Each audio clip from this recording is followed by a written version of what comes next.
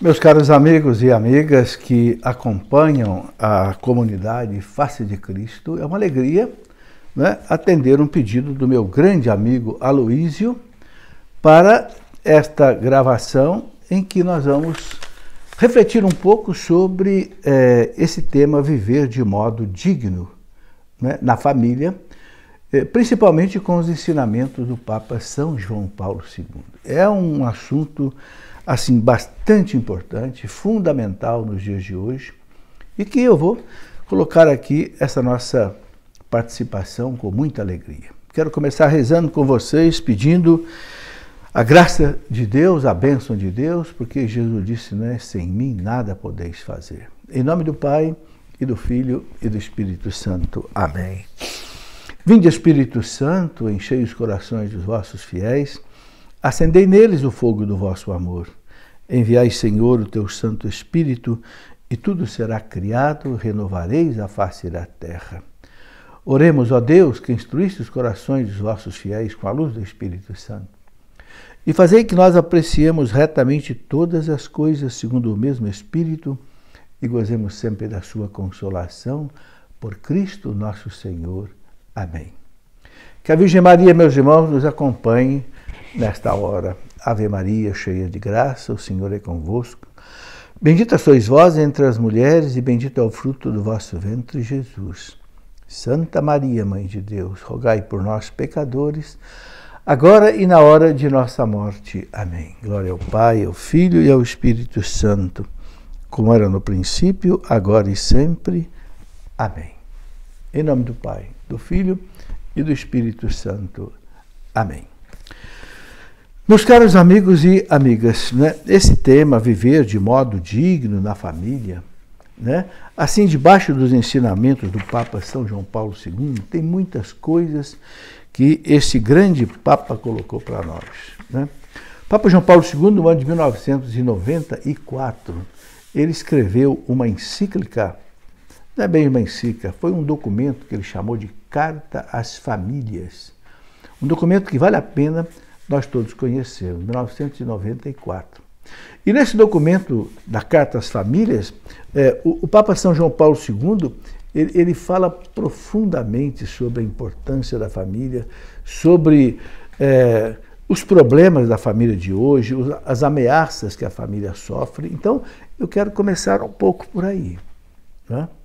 Já que nós queremos viver de maneira digna na família, né? E o Papa ele coloca várias coisas fundamentais. Por exemplo, ele coloca que a família é o santuário da vida. Algo fundamental. Duas palavras importantíssimas. Santuário da vida. Santuário, você sabe, é um lugar sagrado. Quando você entra na igreja, no templo, né, silêncio, lugar de adoração. É a casa de Deus. É um santuário, lugar sagrado. E o Papa diz, a família, então, é um lugar sagrado. Lugar sagrado do quê? Da vida. A vida é gerada na família, criada na família, educada na família, vivida na família e acaba também na família. Então, a família, ela se constitui num escudo de proteção da vida. Quando a família começa a ser destruída, a vida começa a ser destruída. É por isso que hoje nós temos, né, tantas ameaças aí à vida, o aborto, a eutanásia, né, as manipulações de embriões, né, todas essas coisas. E tudo aquilo que afeta a família vai afetar a vida. O Papa colocava que a família é o santuário da vida. Ele dizia, a família é um patrimônio da humanidade. Patrimônio. Aquilo que você não abre mão. Ele dizia, a família é insubstituível por qualquer outra instituição. Hoje, infelizmente, estão inventando uma porção de famílias alternativas. Não, para Deus, diz o Papa João Paulo II, só existe uma família.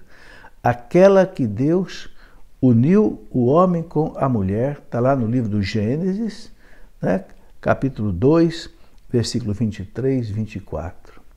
Depois que Deus criou o homem, viu que o homem sozinho não era feliz, então ele fez a mulher. Vou te dar, Adão, uma ajuda adequada. Essa palavra aparece 2 vezes ali no Gênesis. Vou te dar uma ajuda adequada. Ou seja, não é qualquer coisa, não. Porque Deus tinha dado para Adão todos os seres criados e chamou Adão para dar nome às coisas. Dar nome na Bíblia significa tomar posse, é seu. Por isso que você dá nome para o seu cachorrinho, você dá nome para o seu filho, você dá nome para, não sei, o fazendeiro dá nome para o seu boi, para a sua vaca, para o seu cavalo, porque é meu. Então Deus disse para Adão, pode dar nome a todas as coisas. E Adão deu nome a todas as coisas. Ou seja, tomou posse, mas ficou insatisfeito. Então Deus fez a mulher. Né? Sob medida. Sob medida. E Deus usou uma palavra, 2 palavras muito fortes. Eu vou te dar uma companheira adequada. Ou seja, vai te satisfazer. E olha, meus irmãos, desde que o mundo é mundo até hoje, o homem procura a mulher. E a mulher procura o homem. E ninguém consegue acabar com essa união. Pode aumentar o preço do feijão, pode aumentar, né, a inflação, pode ser o que for, os casamentos continuam. Porque Deus colocou no coração do homem e da mulher esta complementariedade. Um completa o outro. Aquilo que o homem não tem, a mulher tem, e vice-versa. A gente sabe muito bem, né? Basta olhar um pouquinho a psicologia do homem, a psicologia da mulher, a gente vê. Então, Deus, na sua sabedoria e bondade, tirou a mulher da mesma natureza do homem. Né? Tirou um pedaço da costela. Olha que coisa interessante. Você sabe que a costela recobre o coração, não é? Se alguém toma uma pancada aqui no peito, não pega no coração. Por quê? Porque a costela defende. E Deus tirou Eva de uma costela de Adão. Interessante isso, né? O livro do Eclesiástico, lá no capítulo 26, ele fala uma coisa muito bonita. Ele fala assim, feliz do homem que tem uma boa mulher, porque ela vai duplicar os anos da sua vida. Feliz o homem que tem uma boa mulher, porque ela vai duplicar os anos da sua vida. E é verdade. Eu tive uma boa mulher, 40 anos. Essa mulher me deu 5 filhos, 12 netos.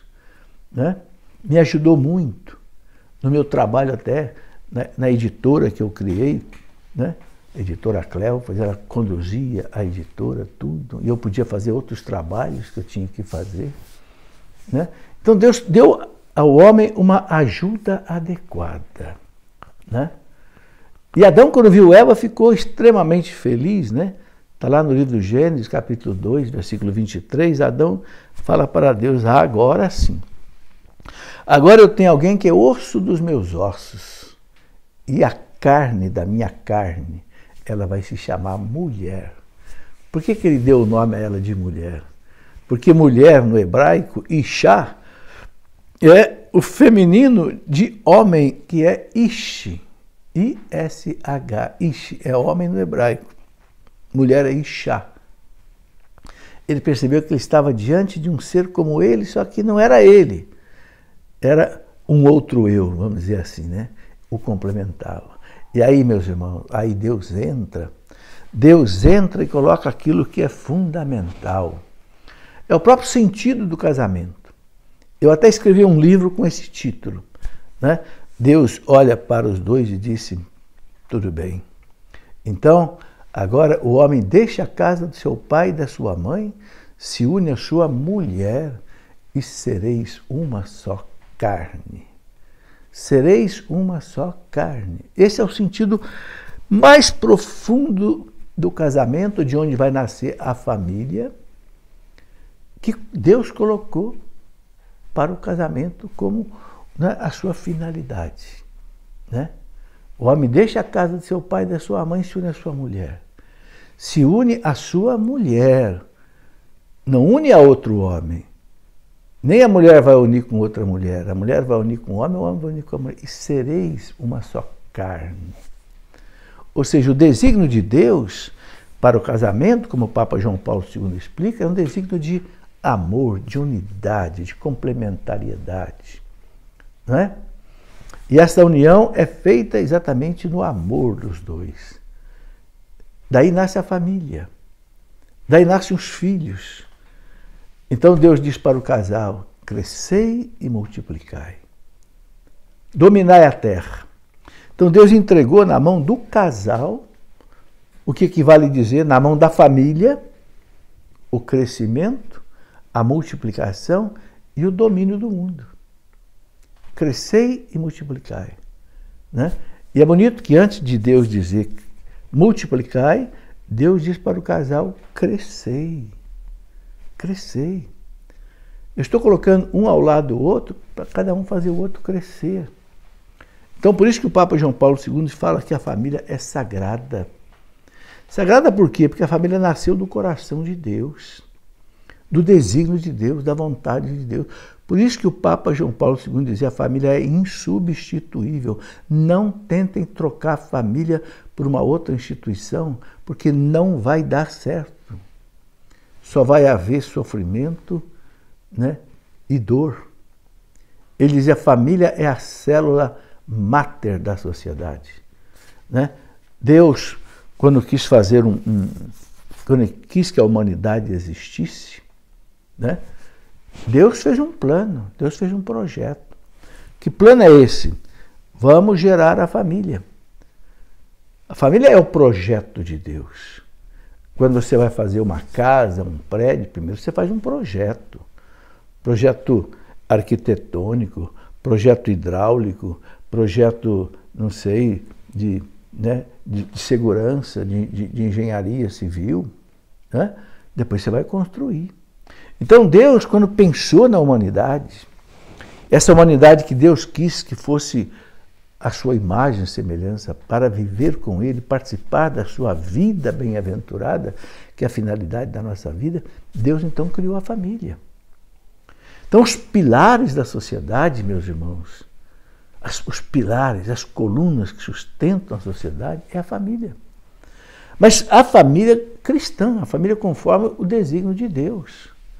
Por isso que o Papa diz: a família é insubstituível. Ela é a igreja doméstica, é outra expressão que aparece muito na literatura antiga da igreja. Lá nos primeiros séculos, quando, né, a igreja não tinha ainda templos, porque o cristianismo era proibido em Roma, na Roma pagã.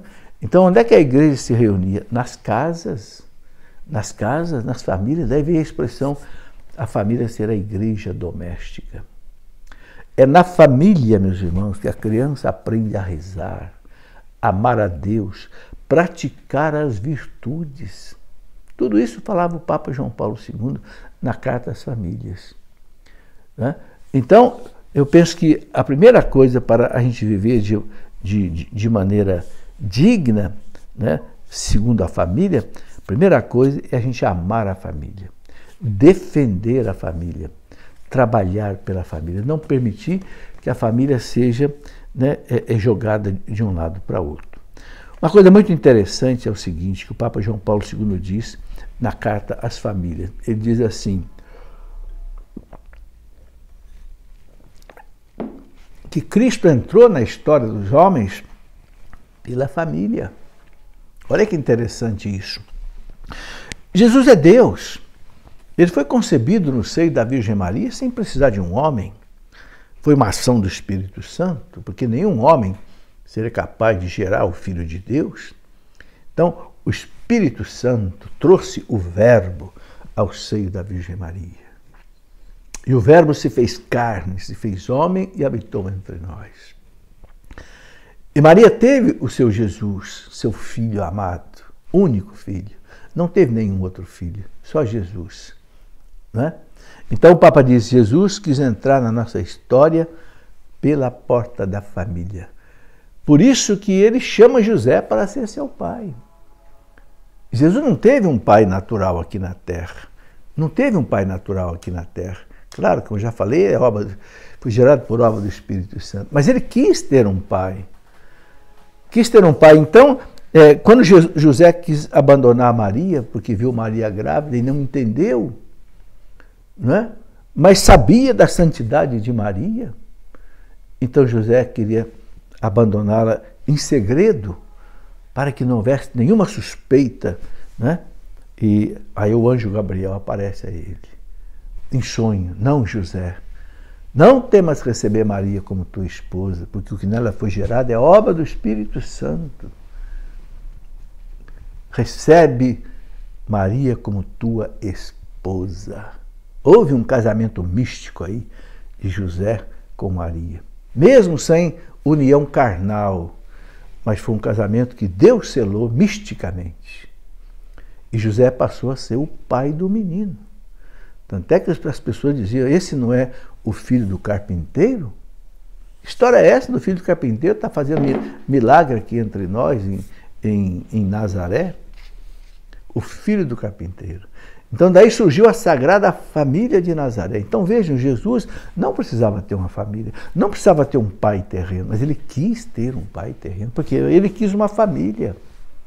A primeira instituição que Jesus quis resgatar do pecado, da morte, foi a família. Entre nós, meus irmãos, é um pai que adota um filho, não é assim? Mas com Jesus foi diferente, foi o filho que adotou um pai. Foi uma adoção às avessas, ao contrário. O filho adotou um pai. Não, vai embora, José. Não, eu quero você para meu pai. E como foi importante esse pai para Jesus. O levou logo para o Egito, porque Herodes queria matá-lo.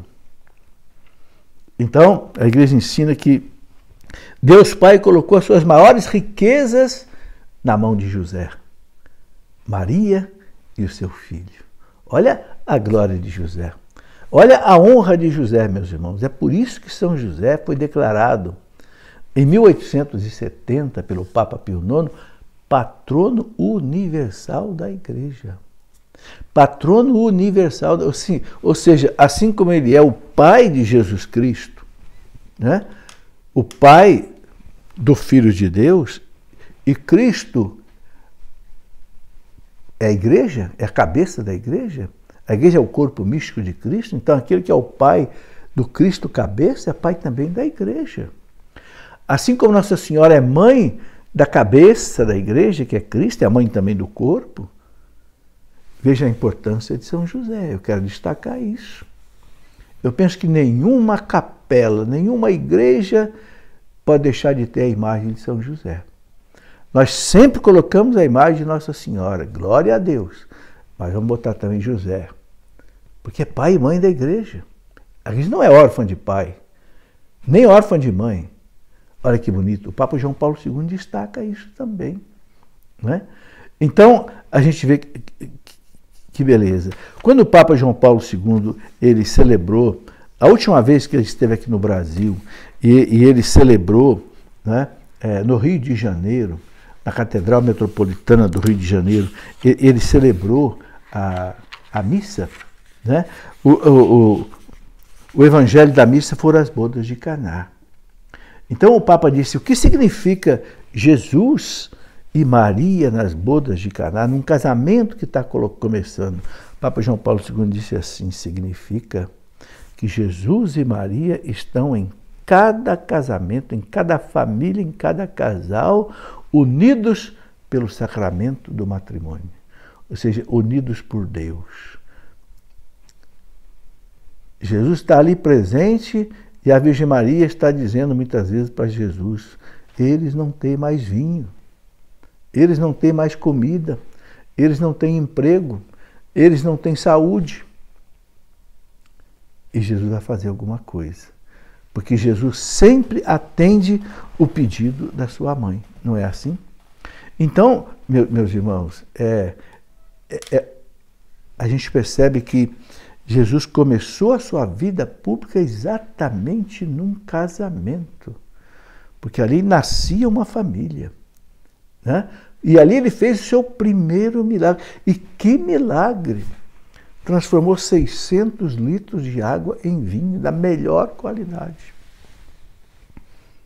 600 litros, não foi assim uma jarrinha não, 600 litros, para mostrar o amor que ele tinha, né, exatamente ali ao casal. Bom, vocês sabem que numa palestra só dessa de 50 minutos, é impossível a gente falar tudo sobre a família, né? Para vocês terem ideia, eu já escrevi 8 livros sobre esse assunto família. O primeiro livro que eu escrevi foi o que eu chamei de Família Santuário da Vida, né? Esse aqui. É um livro focado 100% na família, Família Santuário da Vida. Mas como a família tem muitos outros aspectos, eu fui escrevendo outros livros, né? Então eu escrevi um livro, por exemplo, Sereis uma só carne, qual é o sentido profundo do casamento? Depois escrevi um outro livro, né? Educar os filhos pela conquista e pela fé. A educação dos filhos é outra coisa fundamental. Escrevi um outro livro, né, sobre o namoro. Por quê? Porque a família começa no namoro. Você já pensou nisso? Por quê? Porque o casamento, o que é? É um namoro que deu certo. Então muita família se arrebenta porque o namoro é mal conduzido, é mal vivido. E o namoro é o alicerce da família. Não é? Não é no namoro que você vai escolher aquela pessoa que vai se unir a você, constituir uma família com você. Infelizmente, meus irmãos, o namoro hoje está, para usar uma expressão que o povo conhece bem, está avacalhado. Avacalhado. Se faz do namoro apenas um meio de viver a vida sexual, não sei o que. Não pode ser assim. Então, viver de modo digno na família, conforme o Papa ensina, a primeira coisa é a gente viver no namoro, ensinar os jovens a viver no namoro a castidade. Não é o tempo de viver a vida sexual. Não ponha o carro na frente dos bois. Não. A união sexual só pode existir depois que o casal coloca na mão essa aliança de casado. Aliança quer dizer compromisso de vida. Por que a aliança é fechadinha assim? Quer dizer o seguinte, quem está dentro não saia, e quem está fora não entre. Não entre na intimidade do casal. Mas é só no casamento, né? É só no casamento que aquela mulher é sua, aquele homem é seu. Eu te recebo como minha esposa. Isso é só no casamento. Não é no namoro nem no noivado. Eu te recebo como meu marido. Por isso um se entrega ao outro numa união carnal, onde vai ser uma só carne e dali vai nascer uma criança. Que coisa maravilhosa, meus irmãos. Quando tudo acontece segundo a lei de Deus. Tudo se encaixa, tudo é abençoado e nasce uma criança feliz. A criança não foi feita para ser gerada no namoro. No namoro, o casal não tem nenhuma casa, não tem maturidade, não tem emprego, não tem nada ainda. Como é que vai receber um filho? Não cresceu, como é que vai multiplicar? Por isso que Deus manda primeiro, crescei. Crescei. Um deve fazer o outro. Primeiro crescer. Depois se multiplicar. Né? Então eu escrevi um livro de namoro. Depois escrevi um livro sobre vida sexual no casamento. Depois escrevi um outro livro, Problemas no Casamento. Sabe por que todos esses livros? Porque há 50 anos que eu trabalho com isso. E eu vejo tantos e tantos problemas. Por que eu escrevi esse livro, né? Problemas no Casamento? Porque um dia colocaram lá no site da Canção Nova o que eles queriam saber sobre problemas no matrimônio. E veio uma quantidade infinita de perguntas. Mandaram para eu responder. Eu não conseguia responder. Então o que eu fiz foi separar os problemas por assunto e escrever um livro. Aliás, a mesma coisa eu fiz, problemas no namoro. Porque também, num dia do namoro, lá o portal da Canção Nova me coloca lá uma pergunta, o que vocês querem saber sobre o namoro? E vieram 700 perguntas. E aí mandaram para que eu respondesse. Falei, tá legal. Graças a Deus minha esposa ainda era viva e ela topou separar as perguntas por assunto. Então, eu escrevi um livro, Problemas no Namoro, por assunto. Então, esse assunto é muito amplo. A gente precisa caminhar bastante, né? Estudar bastante. Uma coisa maravilhosa, meus irmãos, que o Catecismo da Igreja fala sobre a família, fala que a família, fala assim mesmo, a família é sinal e vestígio da Santíssima Trindade. Olha que coisa maravilhosa, a família é um vestígio, é um sinal da Santíssima Trindade. Por quê? Porque a Santíssima Trindade não é uma pessoa só. São 3 pessoas que se amam tanto, tanto, tanto, que são um só Deus, não são 3 deuses, são 3 pessoas. O amor faz a realidade ficar uma só. Se você pegar 3 palitos de fósforo, acender os 3 palitos de fósforo, e depois você juntar os 3, você vai ver uma chama só. Não é verdade? É assim a Deus. Não são 3 deuses, é um Deus só. Os 3 palitos têm o mesmo fogo, a mesma natureza, a mesma essência, a mesma substância. Entende? Ele é totalmente fogo, cada um dos palitos. Então, a família é essa comunidade de amor que deve viver essa união. Quando Jesus fala para o casal, sereis uma só carne, isso é muito importante. Foi o primeiro livro que eu escrevi da família, sereis uma só carne. Por quê? Porque quem não entender isso, não entende a beleza do casamento e, consequentemente, a beleza da família. Né? A família é uma união de amor. Aquele amor que São Paulo fala lá na Carta aos Coríntios, primeira Carta aos Coríntios, capítulo 13, né?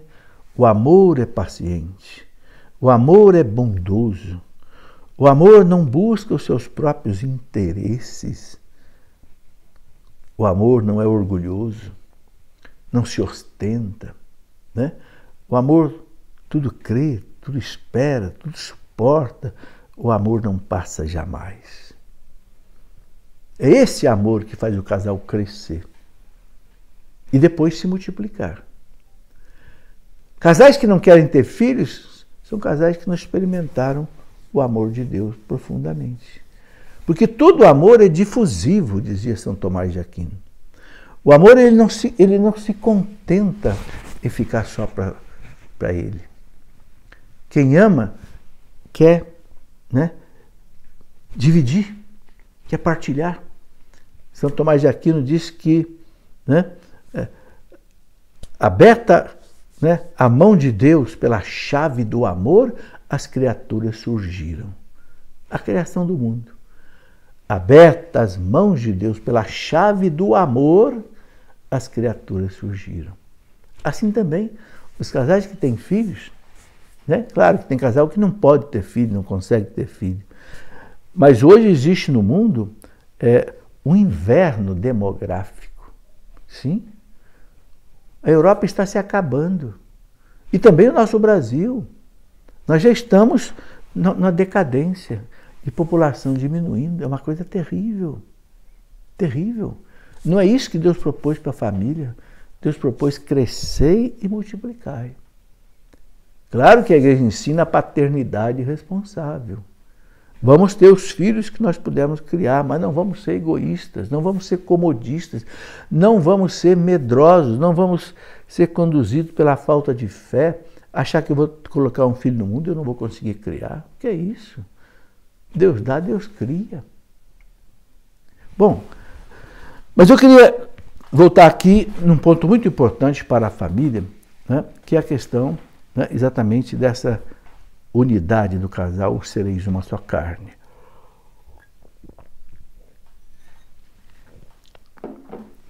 O que faz o casal ser feliz?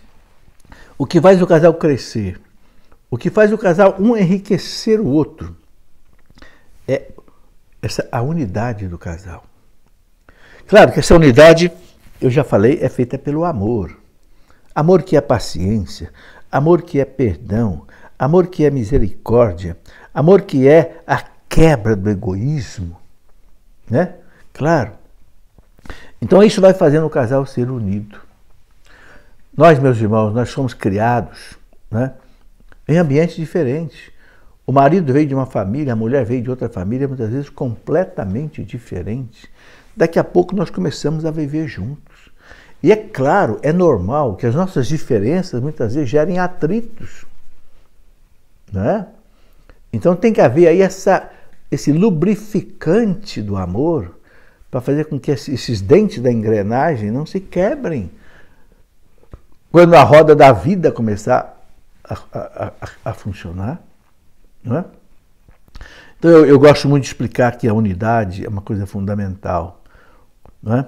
E unidade não quer dizer simplesmente estar junto, não.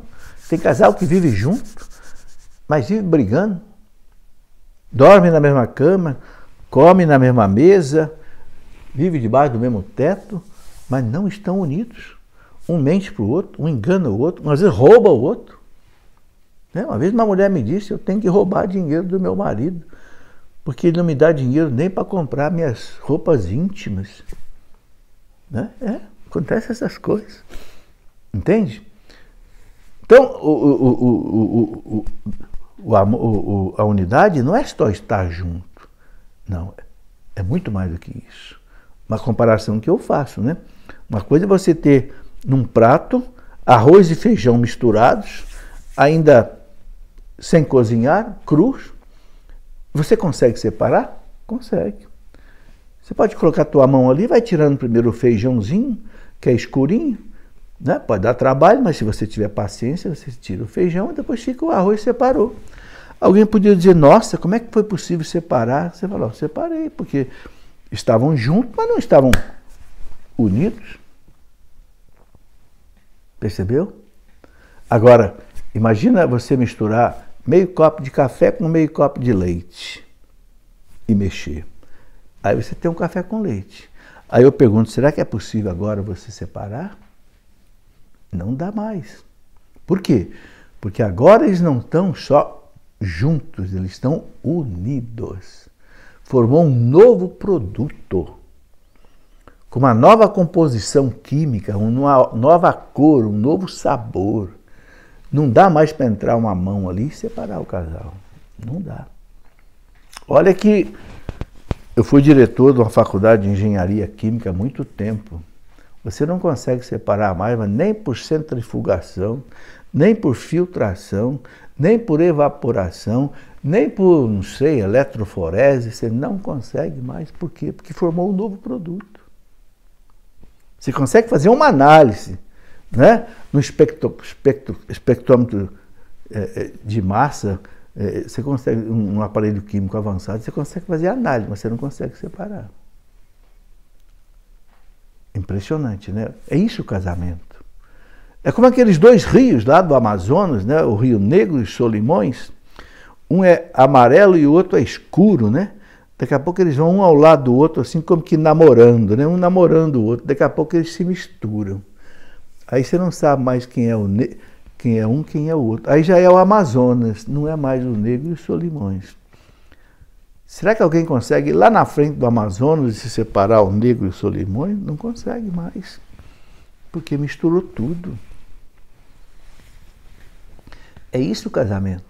Por isso que Jesus diz lá no Evangelho de São Mateus, quando os fariseus perguntaram para ele, mas mestre, Moisés autorizava a carta de divórcio. Por causa da dureza do coração de vocês, por causa do pecado. Deus teve que entrar na cultura de vocês, senão vocês não entendiam. Então Deus tolerou. Mas no princípio não foi assim. Olha o que Jesus disse, no princípio. O que é esse princípio? No coração de Deus. No desígnio de Deus, no plano de Deus, não foi assim. Deus disse, o homem deixa a sua casa, se une a sua mulher e sereis uma só carne. O que quer dizer a palavra carne na Bíblia, meus irmãos? Carne na Bíblia quer dizer natureza humana. O espírito é forte, mas a carne é fraca, o humano é fraco. Então, Jesus para eles, não separe o homem o que Deus uniu. Não é o homem que une marido e mulher, é Deus. É claro que às vezes Deus não uniu. Existem muitos casos de casamentos nulos, né? Muitos casos em que faltou consentimento pleno, houve engano, um tapeou o outro. Então, o tribunal da igreja vai analisar caso a caso. Quando um casal se separa e pede que a igreja reconheça a nulidade do casamento, a igreja nunca anula casamento. Mas a igreja pode reconhecer que o casamento não aconteceu. Ele foi nulo desde a celebração. É o que o tribunal faz. Então a igreja fala para os dois, vocês não se casaram, vocês são solteiros. Mesmo que vocês tenham tido filhos, vocês são solteiros. Porque não houve o consentimento pleno. Né? Isso é uma outra história sobre nulidade que tem que ser estudado à parte. Né? Mas então, a unidade do casal é fundamental. E nessa unidade, meus irmãos, para que a família seja forte, porque, veja, falar de família, segundo o Papa João Paulo, é falar de casamento. Porque onde é que a família é forte? Quando o casamento é forte. Onde é que a família é santa? Quando o casamento é santo. Entende? Então, nessa unidade do casal, nós temos que entrar com dois ingredientes. O primeiro é a fé. É a fé. Né? Família que reza unida permanece unida. Essa é uma frase que eu ouço desde que eu era criança dos meus pais. Meu pai, minha mãe, meus irmãos, todo dia, nós éramos 9 irmãos. Eu era o do meio, eu era o quinto. 4 para cima e 4 para baixo de mim. Eu me lembro bem. Todo dia, às 6 horas da tarde, em ponto, podia chover canivete, como se diz. A minha mãe chamava todo mundo para o quarto dela, com meu pai também junto, ia, e nós rezávamos o terço todo dia. Todo santo dia. Se chegasse uma visita nessa hora, a minha mãe dizia para a visita assim, olha, são 6 horas, a hora em que o ponteiro maior aponta para o céu e o ponteiro menor aponta para a terra. Então é a hora da terra olhar para o céu e louvar a Virgem Maria e louvar a Jesus no terço. Então, você quer vir rezar com a gente ou você espera a gente aí na sala? Mas ela não adiava o terço. Me lembro muito bem disso. Meus irmãos, que alegria eu dizer para vocês o seguinte, dos meus 7 irmãos, 2 já morreram. Morreram na graça de Deus. E os 7 que estão vivos, todos estão casados na igreja. Nenhum deles experimentou a separação. Eu devo ter aí uns 30 e tantos sobrinhos. Né? Todos os irmãos aí casados. Né? Que beleza. E eu transferi isso para a minha casa, meus filhos. Eu rezava os textos com os meus filhos e rezo ainda hoje. Hoje eu estou viúvo, já faz 8 anos, eu moro sozinho. Mas toda quarta-feira eu reúno os meus filhos, meus netos na minha casa e nós rezamos um terço. E que coisa bonita. Vocês sabem quem que reza, puxa as 5 dezenas? São os netinhos mais novos. Os netinhos de 10 anos, 8 anos, 12 anos, cada um deles puxa os 5 mistérios do terço. E assim vai aprendendo a rezar o terço. Vai aprendendo a ter devoção à Virgem Maria, aos mistérios do Santo Terço. Então, a primeira coisa que nós precisamos na família é a força espiritual. A família é o santuário da vida. Papa João Paulo II diz, é ali na família que a criança deve aprender a orar, a amar a Deus, amar o próximo. A família, diz o Papa, é o educandário das virtudes. Ali é na família que a criança tem que aprender a amar o próximo, respeitar os irmãos, amar os pais, entende? Viver a honradez, o caráter, aprender os 10 mandamentos. O nosso catecismo fala, os primeiros catequistas da criança são os pais. Os pais são os primeiros catequistas da criança. É os pais que têm que ensinar a criança a rezar os mandamentos, a palavra de Deus. São os pais que têm que fazer isso. Depois vem a ajuda da igreja. Na hora da primeira comunhão, na hora, né, da crisma, mas o começo quem dá tem que ser os pais. Então é muito importante que a família cultive a fé, rezem com os filhos, não deixe de rezar. Né? Sabe, eu tenho essa experiência de paz na família, felicidade na família, por causa da oração. Casal que reza, meus irmãos, o casal que reza junto, que vai à missa junto, casal que se confessa, comunga, esse casal dificilmente se separa. As estatísticas mostram. É 1 em cada 1000. Um casal que se separa e que leva uma vida de fé, de oração. Agora, casais que não têm fé, sabe quanto é que é? É 30% de separação. Porque, claro, meus irmãos, tudo que o demônio quer é acabar com a obra de Deus. O Papa João Paulo II fala na Carta às Famílias, que eu já citei aqui, diz assim, o inimigo de Deus, presta atenção nessa frase do Papa João Paulo II, está na Carta às Famílias.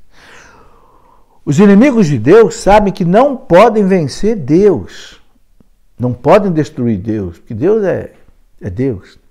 Então eles atentam contra a principal obra de Deus, a família. A família, meus irmãos, ela está jurada de morte, disse o Papa João Paulo II. Quando o Papa João Paulo II esteve aqui no Brasil a última vez, em 1997,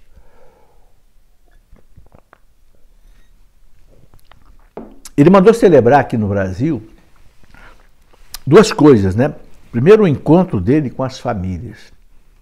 Mas ele fez também no Rio de Janeiro, né, um encontro teológico pastoral sobre a família com 2.000 teólogos da igreja, do mundo inteiro. Tanto assim que quem conduziu esse congresso teológico pastoral da família foi o cardeal López Trujillo, colombiano, que já morreu, e que era o presidente, né, do Pontifício Conselho da Família. E o Papa João Paulo II, inclusive, fez questão de ir lá e encerrar esse congresso. O pessoal mais velho lembra, está aparecendo na televisão, ele com a bengalinha dele, até rodou a bengalinha, assim, né, no encerramento do congresso. E eu queria ler aqui para vocês o que esse congresso teológico pastoral da família, ele falou das ameaças que existem hoje contra a família, né? Bom, primeiro o Papa João Paulo II disse o seguinte, João Paulo II disse assim, nos nossos dias, infelizmente, vários programas sustentados por meios muito poderosos parecem apostados na desagregação da família. Olha o que o Papa João Paulo II diz, né? Meios muito poderosos. Ele não quis falar Fundação Rockefeller, Fundação C.Q. Ford, a ONU, né? Porque o Papa é um chefe de Estado, ele não pode, né, quebrar a diplomacia de qualquer maneira. Desses meios muito poderosos, a gente entende. Às vezes até parece que se procure de todas as formas possíveis apresentar como regulares, entre aspas, e atraentes, né, situações de fato irregulares. Estas contradizem o verdadeiro amor. Bom, mas aí eu quero colocar aqui para vocês o que esse Congresso Teológico Pastoral da Família do Rio de Janeiro, eles escreveram uma carta no final do congresso, chamada de Carta às Famílias. E aí eles colocaram o seguinte, né? Apenas 2 itens que eu gostaria de colocar aqui, né, que o Congresso Teológico Pastoral da Família colocou. Primeiro eles falaram assim, olha, 2.000 teólogos. A família está sob a mira de ataque em muitas nações. A família está na mira de ataque em muitas nações. Uma ideologia antifamília tem sido promovida por organizações e indivíduos que muitas vezes não obedecem nem os princípios democráticos. Temos testemunhado uma guerra contra a família, em nível tanto nacional quanto internacional. Nesta década, em Conferência das Nações Unidas, a ONU, vocês sabem que a ONU quer implantar o aborto no mundo. A ONU quer aprovar a eutanásia no mundo. Não tenha dúvida, né? Nesta década, era a década de 90, em Conferência das Nações Unidas, têm sido vistas tentativas para desconstruir a família, de forma que o sentido de família, casamento e maternidade é agora contestado. Então, como é que essas forças poderosas querem desconstruir a família? Ataque a 3 realidades, prestem bem atenção. A primeira realidade é ataque ao casamento. Vamos acabar com o casamento. Numa mentalidade marxista de luta de classes, inventaram agora a ideologia de gênero. O que é a ideologia de gênero? Você não tem mais sexo. Não existe sexo. Você vai escolher seu sexo. Você pode ser homossexual masculino, homossexual feminino, transexual, bissexual. Acabou, não tem mais sexo. Então, não tendo mais sexo, não tem mais família, não tem mais casamento. Acabou.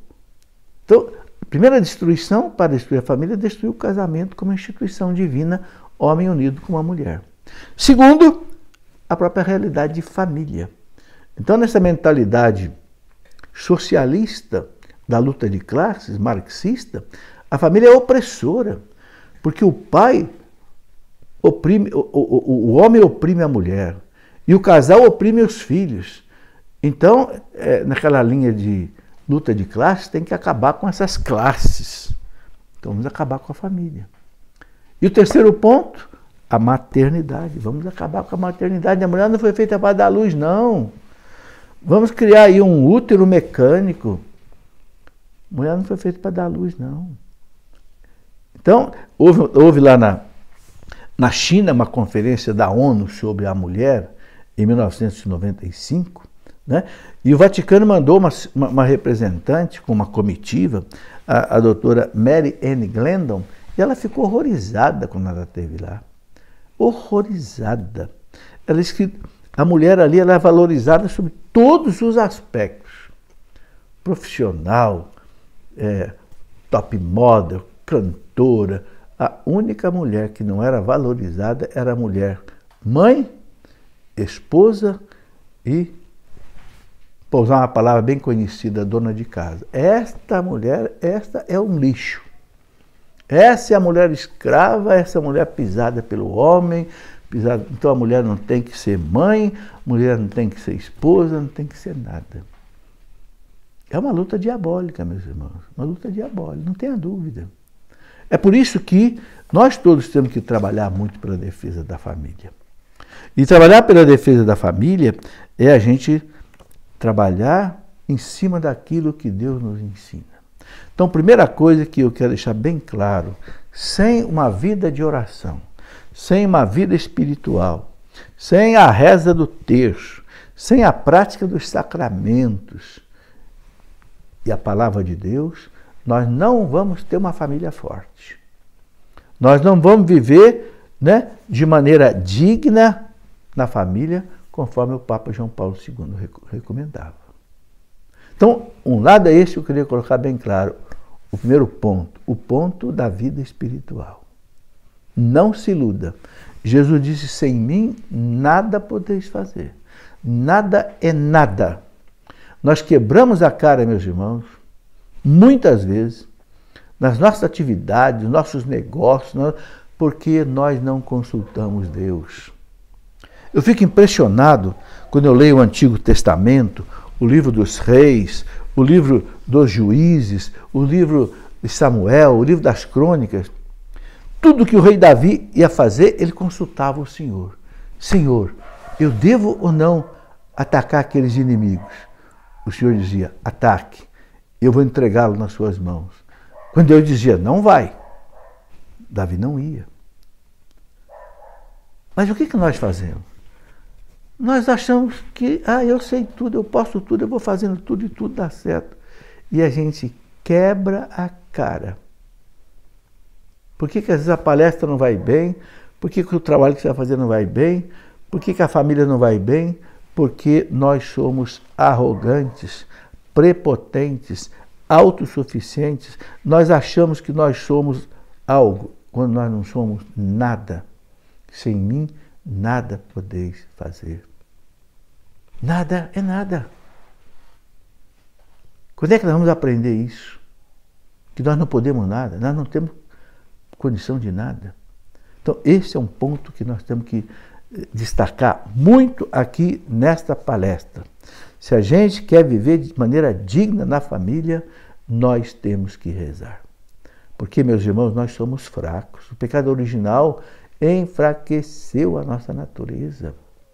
Nós somos soberbos, orgulhosos, vaidosos, arrogantes, prepotentes, autossuficientes, presunçosos, não é verdade? Somos egoístas, somos gananciosos, somos luxuriosos, não é? Nós temos inveja, temos raiva, não é verdade?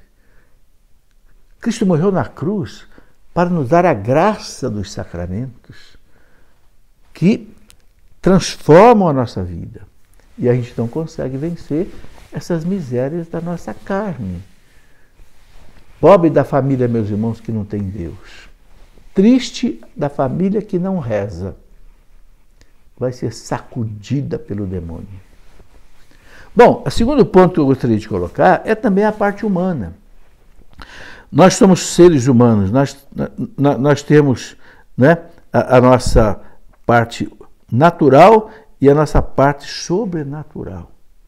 Então nós precisamos também cuidar da natureza, né?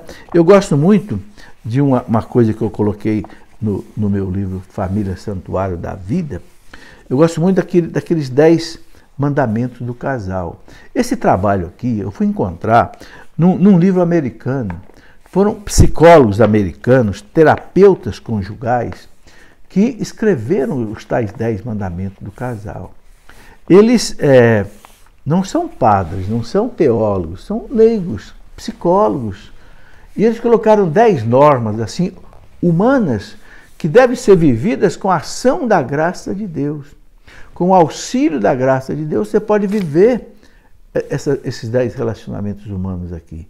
Então ele fala, primeiro, nunca irritar-se os dois ao mesmo tempo. Não, porque irritar os dois ao mesmo tempo dá briga. Então, quando um está irritado, o outro deve manter a calma, fica quieto. Nem que ele atire pratos em você. Mantenha a paz. Ah, mas eu não tenho sangue de barata. Eu sei, mas você ama seu casamento, você ama seus filhos, você ama sua família. Então, fecha a boca. Deixa o outro se irritar, depois você conversa com ele. Segundo, nunca gritar um com o outro, a não ser que a casa esteja pegando fogo, né? Nos Estados Unidos as casas são feitas de madeira, de papel, queima à toa, né? Não gritar com o outro, gritar ofende, gritar machuca. Eu tinha um cunhado que era açougueiro, ele dizia assim, gritar não adianta mesmo não, porque tudo que era porco que eu matava, morria gritando, mas morria. Não adianta gritar não. Terceiro, se alguém deve ganhar na discussão, deixar que seja o outro. Porque o casal não deve discutir. O casal tem que dialogar, é diferente. Discussão é cada um puxando, né, a coisa para o seu lado. Puxando a brasa para a sua sardinha, como diz. Dialogar é diferente. Os dois estão caminhando na mesma direção. Né? O Antoine Exupéry, lá no Pequeno Príncipe, ele dizia, amar não é olhar um para o outro só, é olhar os dois na mesma direção. Na mesma direção. É o diálogo, não é? Né? A discussão é como a briga de boxe, termina com um caído no chão e o juiz levanta o braço. Coisa mais estúpida, né? Alguém conquistar uma vitória arrebentando o outro. Isso é desamor. Isso é anticatolicismo. Né? 4. Se for inevitável chamar a atenção do outro, fazer com amor.